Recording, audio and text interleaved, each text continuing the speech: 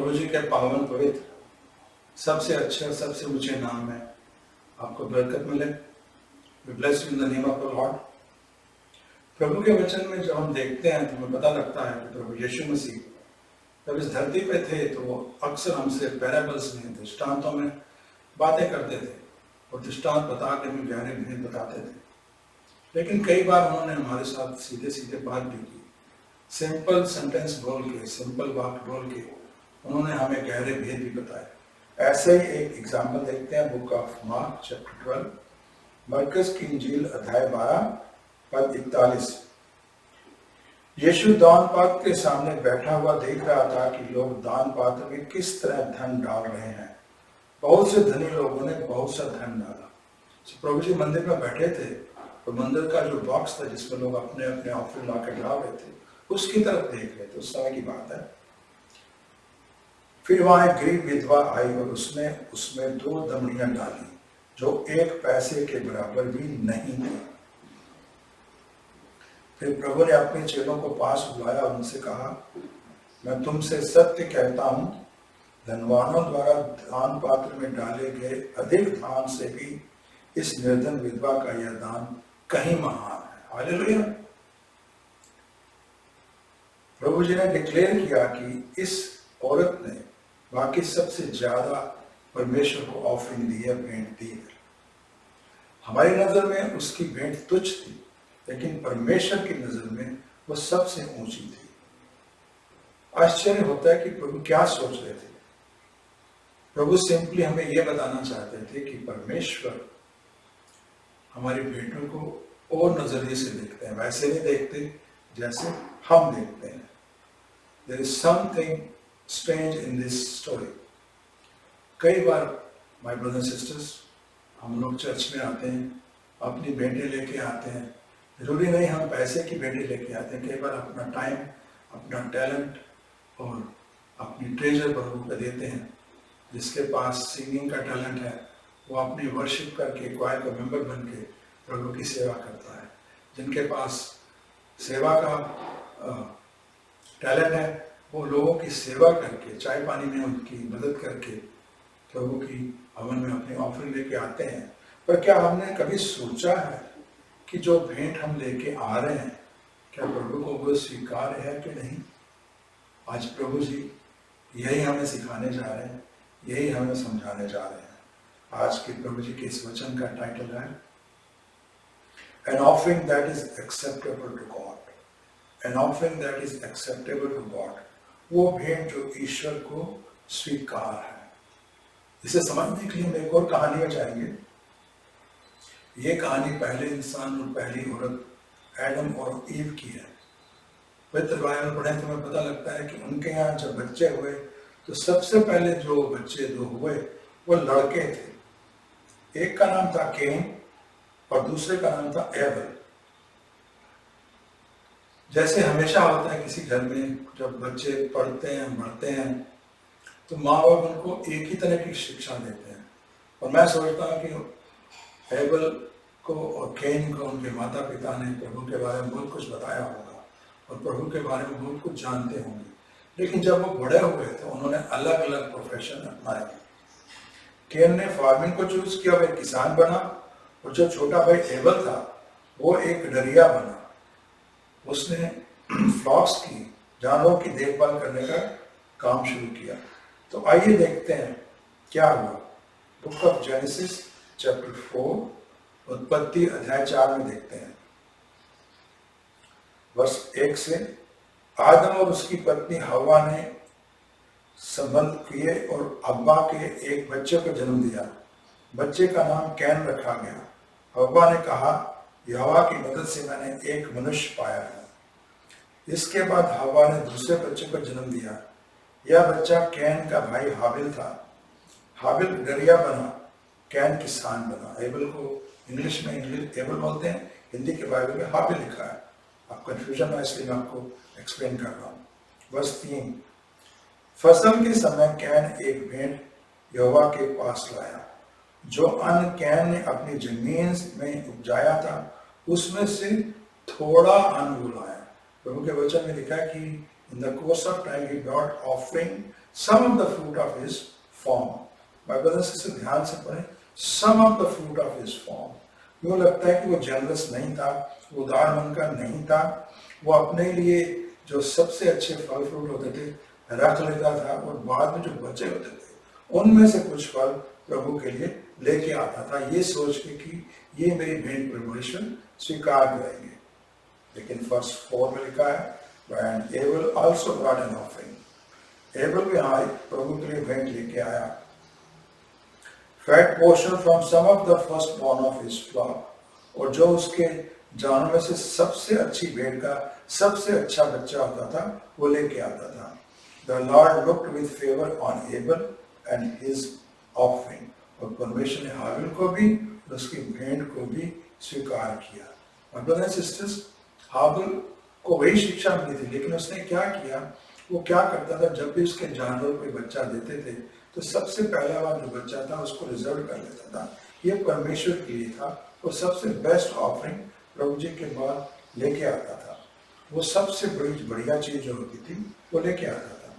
But Cain and his offering he did not look with favour, लेकिन Jehovah ने केन और उसके द्वारा लाई गई भेंट को स्वीकार नहीं किया। इस कारण कैन क्रोधित हो गया, वह बहुत व्याकुल और निराश हो गया।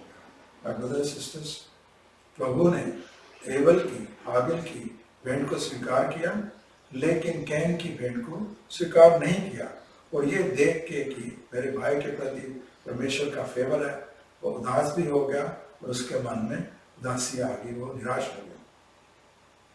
My brothers and sisters, why didn't God accept his offering?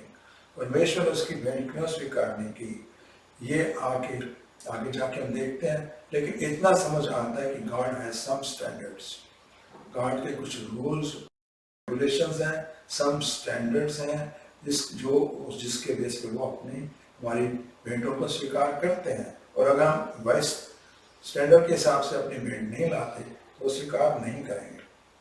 Then the Lord said to Cain, यहोवा ने कैन से पूछा, तुम क्रोधित क्यों हो, तुम्हारा चेहरा उतरा हुआ क्यों दिखाई पड़ता है? और फिर उन्होंने उसको एक एडवाइस भी दी। क्या कहा? अगर तुम अच्छे काम करोगे तो तुम मेरी दृष्टि में ठीक रहोगे, जब मैं तुम्हें अपनाऊं तब मैं तुम्हें अपनाऊंगा, लेकिन अगर तुम बुरे काम करोगे तो यह पाप तुम्हारे जीवन में रहेगा। तुम्हारे पाप तुम्हें अपने वश में करना चाहते हैं, लेकिन तुमको अपने पाप को अपने बस में रखना होगा। My brothers and sisters, प्रभु ने उसे एक चेतावनी दी, लेकिन यूँ लगता है कि कैन ने प्रभु की चेतावनी नहीं सुनी। In spite of being cautioned by God, he did not repent. उसने अपनी गलती की माफी नहीं मांगी, बजाय इसके कि वो गलती की माफी मांगता, वो अपने भाई से ईर्ष्या करने लगा, और उसने एक बहुत ही खतरनाक प्लॉट बनाया, एक खतरनाक योजना रची, एक खतरनाक साजिश रची।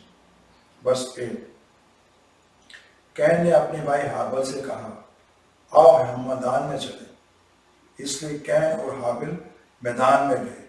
तब कैन ने अपने भाई पर हमला किया और उसे मार डाला। हालेलुया। देखिए, परमेश्वर की चेतावनी देने के बावजूद उसने पश्चाताप नहीं किया, बल्कि और बिगड़ गया, और उसने एक ऐसा गुनाह कर दिया जो पहले कभी नहीं हुआ था।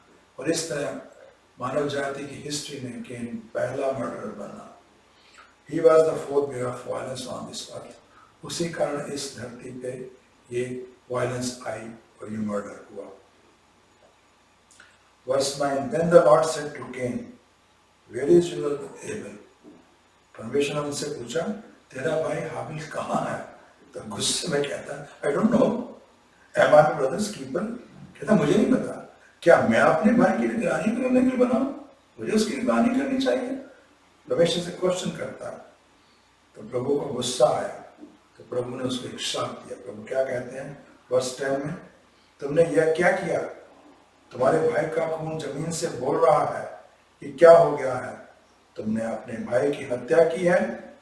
पृथ्वी तुम्हारे हाथों से उसका खून लेने के लिए खुल गई है, इसलिए अब मैं उस जमीन को बुरा करने वाली चीजों को पैदा करूंगा। उन्होंने कहा, ना यू आर अंडर कर्स, तेरे को एक श्राप है, and you will be driven from ground, तुम इस धरती से दूर कर लिए जाओगे, which opened its mouth to receive your brother's blood from your hand। उस धरती ने, जिस धरती ने तेरे भाई के खून को अपने अंदर जब्त कर लिया, उस धरती से दूर हो जाएगा, तू श्रापित हो गया है।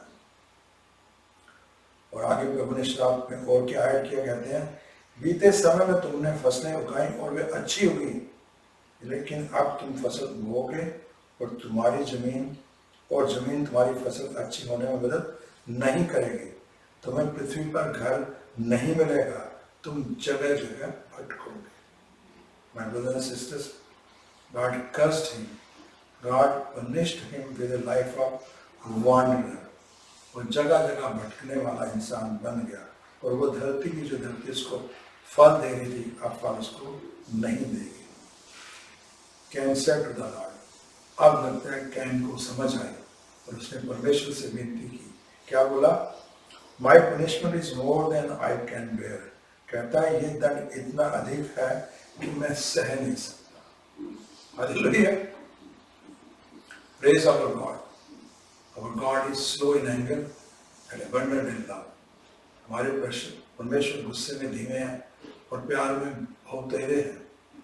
प्रभु ने उसकी इस बात पे जो श्राप दिया था, उसके बावजूद उसको एक ब्लेसिंग्स दी। क्या ब्लेसिंग्स दी, आइए देखते हैं वर्स नंबर 14 में। इससे पहले पढ़ते हैं वर्स 14 में उससे क्या फरियाद की, क्या कहा? कहने कहा, today you are driving me from the land. परमेश्वर से कहा कि प्रभु आज तो आप मुझे इस धरती से दूर कर रहे हो, and I will be hidden from your presence. और अब मैं तुम्हारे करीब नहीं रहूंगा, आपकी उपस्थिति से दूर रहूंगा। I will be a restless wanderer, और मैं एक बेचैन भटकने वाले की जिंदगी इस धरती पे बिताऊंगा। And whoever finds me will kill me, और जो कोई मुझे ढूंढेगा वो मुझे मार देगा। तो इस बात पे प्रभु को उसके ऊपर तरस आया। उन्होंने उसे एक जो आशीर्वाद दिया था, एक ब्लेसिंग्स दी। क्या बोला? The Lord said to him, not so, ऐसा नहीं होने दूंगा। Anyone who kills Cain will suffer vengeance 7 times over। जो कोई तुझे मारेगा, मैं उसको आदमी को 7 गुना कठोर दंड दूंगा। Then the Lord put a mark on Cain। तो अब यहोवा ने कैन पर एक चिन्ह लगाया, so that no one who found him would kill him, ताकि जो कोई भी उसको देखे उसको मार ना सके। So in this way, the curse which God gave Cain, that converted into a promise to protect him from any man who is going to kill him। 16 वर्ष पढ़ते हैं, तब कैन युवा को छोड़कर चला गया। He went out of the God's presence and lived in a land of north-east of Eden। और नॉर्थ देश में वो रहने लगा। ये कहानी है। हमने 2 कहानियां पढ़ी। आइए दोनों को इकट्ठा करके ये समझने की कोशिश करें कि कौन सी हमारी भेंट परमेश्वर स्वीकार करते हैं और कौन सी स्वीकार नहीं करते। इतना तो हमें पता चल गया कि परमेश्वर के कुछ स्टैंडर्ड्स हैं, और उस स्टैंडर्ड के अकॉर्डिंगली हम लोग भेंट लेके आते हैं तो परमेश्वर स्वीकार करेंगे। अगर नहीं लेके आते हैं तो वो नहीं स्वीकार करेंगे। कैन ने वो जो स्टैंडर्ड थे वो वायलेट किए, उस स्टैंडर्ड को फॉलो नहीं किया। उसने वो ऑफरिंग लाई, वो भेंट लेके आई, तो उसने सोचा कि परमेश्वर एक्सेप्ट करेंगे। वो नहीं लाई जो परमेश्वर एक्सेप्ट करते हैं। जबकि उसका भाई जो था, वो जो भेंट लेके आया वो प्यार के साथ लेके आया, वो भेंट लेके आया जो परमेश्वर का हुक्म है। जबकि कैन जो भेंट लेके आया, he brought with a heart of obligation, एक कर्तव्य समझ के, मन ना होते हुए भी बेदिले मन से वो परमेश्वर के लिए भेंट लेके आया। और परमेश्वर ने उसका ये रवैया रिजेक्ट किया, उसका एटीट्यूड रिजेक्ट किया। और ब्रदर सिस्टर, परमेश्वर ने कैन को नहीं रिजेक्ट किया। कैन की ऑफरिंग जो गलत तरीके से लाई गई थी, गलत रवैये से लाई थी, इस वजह से उसको रिजेक्ट किया, क्योंकि उसके दिल से नहीं थी। माय ब्रदर सिस्टर, लेकिन उसने परमेश्वर की इस बात को नहीं समझा। उसने ये सोचा कि शायद परमेश्वर मेरे भाई से ज़्यादा प्यार करते हैं, तो उसके मन में जेलसी आ गई, उसके मन में बिटरनेस आ गई, रिजेंटमेंट आ गई, और उसने एक ऐसा प्लान कर डाला कि अपने भाई को भी मार डाला। My brothers and sisters, combining these 2 stories, we analyze, we come to the conclusion कि परमेश्वर हमारी भेंट के साइज की ज़्यादा चिंता नहीं करते, ज़्यादा परवाह नहीं करते। Size does not matter of our offering. परमेश्वर ये चाहते हैं कि किस विश्वास से, किस प्यार से और प्रभु के स्टैंडर्ड को फॉलो करते हुए हम भेंट लेके आते हैं। इनफैक्ट प्रभु को हमारा धन दौलत, हमारे टैलेंट, हमारा पैसा नहीं चाहिए, उन्हें हमारा वो दिल चाहिए जिस दिल में वो रहते हैं।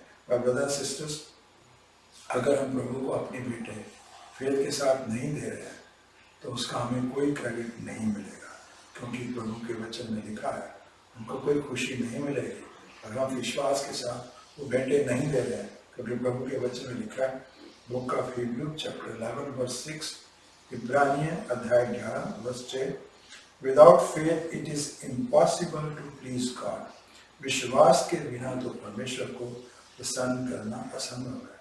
सो माय ब्रदर्स सिस्टर्स, प्रभु के घर में जब हम भेंटें लेके आते हैं तो उसके लाने के दो तरीके हैं। हम दो तरीके से भेंटें ला के आ सकते हैं। इसको इंग्लिश में कह सकते हैं गिविंग बाय रीजन, सोच के दिमाग से भेंट लाना, एंड गिविंग बाय रेवलेशन, पूछ के भेंटें लाना। माय ब्रदर सिस्टर, जब हम give to God by reason, basically we are reasoning in our mind, in our thoughts, सोचते हैं कि प्रभु के घर में क्या लेके जाए, और फिर हम खुद सोचते हैं, हम कहते हैं कि मेरे पास इतना है पैसा, उसमें से इतना सरप्लस है, इस सरप्लस में से अगर मैं प्रभु को दे दूं तो मुझे कोई दिक्कत नहीं होगी, क्योंकि भैया सरप्लस है। तो हम रीजन से प्रभु के घर में तो पैसा लेके आए हैं जिसमें कोई विश्वास नहीं है, चाहे वो टैलेंट है, चाहे वो ट्रेजर है, चाहे वो टाइम है, वो देते हैं जिससे हमको कोई फर्क ना पड़े। हम ये सोच के लाते हैं कि प्रभु इसको एक्सेप्ट करेंगे। लेकिन गिविंग बाय रेवलेशन मीन्स है प्रभु से पूछ के, प्रभु से दुआ करके कि प्रभु मैं आपके घर में आ रहा हूँ, मैं कितने घंटे आपकी सेवा करूँ, मैं कितने पैसे लेके आऊँ, मैं कौन सा टैलेंट कितने तरीके से आपके घर में इस्तेमाल करूँ। और जब हम प्रभु को नंबर बताएं, वो टाइम बताएं, वो टैलेंट बताएं, वो ट्रेजर बताएं, तो वही हम लेके आए। ये जो होगा ये विश्वास पे होगा, क्योंकि हमारा विश्वास परमेश्वर पे है, उस धन पे नहीं है जो हम लेके आ रहे हैं। क्योंकि हमें पता है जितना प्रभु हमसे बोले अगर हम लेके आएंगे, चाहे वो इतना ज़्यादा हो कि हमें लगे कि हमारा बाकी में गुजारा नहीं होगा, लेकिन हमारा विश्वास है कि बाकी जो बचा है उसमें प्रभु हमारा गुजारा करेंगे। He will tell you, and if you follow it, it will give pleasure to God. God को खुशी देगा, और प्रभु को खुशी जब मिलेगी तो प्रभु उस टाइप को ऑफरिंग करेंगे। My brothers and sisters, I want to caution you, मैं आपको सावधान करना चाहता हूँ। जिंदगी में बहुत ऐसे दिन आएंगे, बहुत ऐसे समय आएंगे जब आपको ये डिसाइड करना पड़ेगा, should I give this money in tithe or should I give to pay my bill? क्या मैं अपने बिल जो पे करना है उसमें इस धन को इस्तेमाल करूं या प्रभु को टाइथ और ऑफरिंग दूं? क्योंकि परमेश्वर अक्सर फाइनेंसेस को इस्तेमाल करते हैं टू टेस्ट आवर प्रायोरिटी। क्या हम विश्वास के साथ दे रहे हैं, क्या हम प्यार के साथ दे रहे हैं? भाई ब्रदर एंड सिस्टर्स, अगर हम प्रभु को वाकई पहला स्थान देते हैं, अगर हम प्रभु में पूरा विश्वास है, तो हम हमेशा वो देंगे जो प्रभु चाहते हैं, ना कि वो जो हमारा दिल चाहता है। भाई ब्रदर एंड सिस्टर, अगर ऐसा हम विश्वास के साथ देंगे तो we will grow in faith, will become more mature and we will become more like Christ. भाई ब्रदर एंड सिस्टर्स, आइए अब उस कहानी में चलते हैं, उस विधवा की कहानी, उसकी अगले वर्ष में जाते हैं। प्रभु ने जब ये कहा था कि इस औरत ने सबसे ज़्यादा दिया, तो प्रभु का क्या उसमें एनालिसिस था, प्रभु ने किस बात ये कहा था, वो जाके पढ़ते हैं। Book of Mark again, we are coming to book of Mark chapter 11, मरकस की इंजील अध्याय 12 verse 44। They gave out of their wealth, प्रभु कहते हैं वो जो अमीरों ने झोलियां भर भर के, थैलियां भर भर के दिया, उनके पास जो फालतू था, अबंडेंस थी, उसमें से दिया। But she gave out of her poverty, लेकिन उसने अपनी दीनता में इतना कुछ था, जो कुछ था उसके पास वो सब दे डाला। उसके पास जो कुछ था, जो उसके जीवन का सहारा था, वो भी दे डाला। इसी वजह से प्रभु यीशु मसीह ने कहा कि इस औरत ने सबसे ज्यादा दिया। माय ब्रदर्स सिस्टर्स, इस एग्जाम्पल में परमेश्वर ने फाइनेंसेस को इस्तेमाल किया हमें यह सिखाने के लिए कि कौन सी ऑफरिंग, कौन सी भेंटें परमेश्वर को स्वीकार है। लेकिन हम भेंट से पैसे के रूप में नहीं, अपने टाइम, अपने टैलेंट के रूप में प्रभु को देते हैं। वो भी जब हम इंटेंशनली खुशी से लाएंगे, जनरस होकर लाएंगे, और जो हमारी सैक्रिफिशियल गिफ्ट होंगे उसको प्रभु एक्सेप्ट करेंगे। जब हम अपना टाइम का बेस्ट देंगे, अपने टैलेंट का बेस्ट देंगे, अपने ट्रेजर का बेस्ट देंगे, और मोटिवेटेड बाय लव, खुशी में आके प्रभु को विश्वास करके, तो प्रभु के लिए प्राइसलेस ऑफरिंग होगी और प्रभु इस बात पे खुश होंगे। हालेलुया। आज प्रभु अपना ये मैसेज देके, ये संदेश देके हमें एक बहुत बड़ा लेसन देना चाहते हैं, एक बहुत बड़ा हमें एग्जाम्पल देना चाहते हैं। बुक ऑफ हिब्रू चैप्टर 11 अगर आप पढ़ें, इब्रानियां अध्याय 11 अगर आप पढ़ें, तो इब्रानियां 11 अध्याय में प्रभु ने उन सारे बच्चों के नाम लिखे हैं जो प्रभु के विश्वास में बहुत बड़े थे, जिन्होंने प्रभु के विश्वास में बढ़ के बहुत बड़े बड़े काम किए, बहुत बड़े बड़े रिस्क लिए। इसलिए इसको इंग्लिश में कहते हैं फेथ हॉल ऑफ फेम। इस चैप्टर को बोलते हैं फेथ हॉल ऑफ फेम। अगर इस चैप्टर को हम ध्यान से पढ़ें तो इस चैप्टर में सबसे पहले परमेश्वर ने एबल का नाम दिया, हाबिल का नाम दिया। आइए देखिए book of Hebrew chapter 11 verse 4, इब्रानियां अध्याय 11 और पद 4। हाबिल ने विश्वास के कारण ही परमेश्वर को कैन से उत्तम बलि चढ़ाई थी। विश्वास के कारण ही उसे एक धर्मी पुरुष के रूप में तब सम्मान मिला जब परमेश्वर ने उसकी भेंट की प्रशंसा की थी, और विश्वास के ही कारण आज वो बोलता है हालांकि वह मर चुका है। Hallelujah. My brothers sisters, this faith hall of fame में जो विश्वासी थे प्रभु में, जिन्होंने बड़े बड़े काम किए, उसमें सबसे पहला नाम एबल का क्यों आया? वहां पे तो ऐसे लोगों के नाम आया जैसे मोजेस का, अब्राहम का और दूसरे बड़े प्रभु के बच्चे, जिन्होंने परमेश्वर के बहुत बड़े बड़े काम किए। वहां एबल का नाम प्रभु ने क्यों दिया? एबल ने तो परमेश्वर में बड़ा काम नहीं किया, उसने तो बहुत बड़ा रिस्क नहीं लिया। माय ब्रदर सिस्टर, मैं सोचता हूँ इसलिए दिया क्योंकि he give an offering in faith that pleased God. उसने जो भी प्रभु की भेंट लाई वो विश्वास के लेके आया, और अपने फर्स्ट फ्रूट लेके आया, अपने सबसे पहले फल लेके आया, और पहले फलों को सुरक्षित कर देता था कि ये इसको कोई टच नहीं करे, इसको मैंने इस्तेमाल नहीं करा, ये सिर्फ परमेश्वर और परमेश्वर के घर के लिए है। माय ब्रदर सिस्टर्स, जो परमेश्वर ने को एबल नहीं दिया उस बात से नहीं, जो उसका एटीट्यूड था, जो उसका रवैया था, जो उसकी सोच थी, उससे प्रभु प्रसन्न हुए। हालेलुया। आज अफसोस की बात है मेरे भाई और बहनों, हम में से बहुतों के मनों में एबल जैसी जिज्ञासा नहीं है। हम किसी न किसी मामले में केन है। हम जब प्रभु के भवन में आते हैं, हमें पता है प्रभु के भवन में वर्कर्स की जरूरत है। किसी ने वर्शिप करनी है, किसी ने टाइथ और ऑफरिंग कलेक्ट करनी है, किसी ने टाइथ और ऑफरिंग जाके जमा करानी है, किसी ने खाने का मेज लगाना है, किसी ने कम्युनियन के टेबल के लिए रोटी और पानी लेके, ड्रिंक लेके आना है, वो सजाना है। ये सारे काम हैं, और हम लोग वो काम करना चाहते हैं, वो ऑफरिंग देना चाहते हैं परमेश्वर को जो हमें सुटेबल है। जितना हम कर सकते हैं बस वही करना चाहते हैं, अपनी शक्ति से बढ़कर नहीं करना चाहते। इसलिए we are also an example of Cain's. हमें भी थोड़ा सा हो, ज्यादा हो, हमसे हमारे में भी कैन है, लेकिन प्रभु ने अपने वचन में हमें ये शिक्षा दी है कि हमें केन की तरह नहीं बनना है। आइए देखिए क्या लिखा है प्रभु के वचन में। 1 जॉन चैप्टर 3 वर्स 12, पहला यूहन्ना अध्याय 3 और पद 12। Do not be like Cain. परमेश्वर कहते हैं केन की तरह मत बनो, who belong to the evil one, जो दुष्ट आत्मा से संबंधित था। यानी प्रभु कह रहे हैं जो एग्जाम्पल हम केन का अगर लेते हैं तो हम भी दुष्ट आत्मा से संबंधित हैं। एंड मर्डर्ड हिज ब्रदर, और जिसने अपने भाई की हत्या कर दी। And why did he murder him? उसने इसकी हत्या क्यों की? Because his own actions were evil and his brothers were righteous. क्योंकि उसके अपने कर्म बुरे थे जबकि उसके भाई के कर्म में धार्मिकता थी। हालेलुया। माय ब्रदर्स सिस्टर्स, आज प्रभु अपने संदेश से हमें एक बात सिखाना चाहते हैं।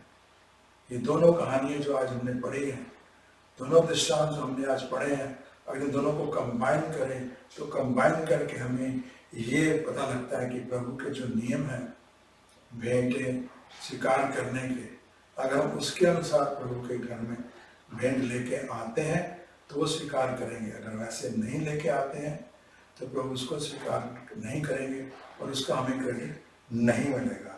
और ब्रदर्स सिस्टर्स, आइए अपने दिलों को टटोलें, अपने मन में टटोलें, और जब भी प्रभु के भवन में आए, चाहे सेवा करने के लिए आए, चाहे अपने जो टैलेंट दिए प्रभु ने हमें, चाहे वो स्पीकिंग का टैलेंट है, चाहे वो सिंगिंग का टैलेंट है, चाहे वो सेवा करने का टैलेंट है, मैंने प्रभु से प्रार्थना करें, उनसे मांगे कि प्रभु जी मैं आपके भवन में आ रहा हूँ, मुझे पता है आपके भवन की बहुत सारी जरूरतें हैं, वहाँ सिर्फ पैसे की जरूरत नहीं है, वहाँ वर्कर की भी जरूरत है, जो वर्कर आगे डिपार्टमेंट डिफरेंट है जो चर्च के हैं वो संभाल सके। आप मुझे बताएं मैं क्या दूं, किस रूप में दूं और कितना भी दूं, और प्रभु से ये भी वायदा करें कि जो आप कहेंगे, जितना आप कहेंगे मैं उतना ही दूंगा। और मेरा आपको ये वायदा है based on the word of God. अगर आप प्रभु से ऐसी प्रार्थना करके प्रभु के भवन में आएंगे और जो प्रभु आपको रिवील करते हैं वो लेके आएंगे तो प्रभु उस भेंट को जरूर स्वीकार करेंगे। Hallelujah. God bless you, God bless you, God bless you.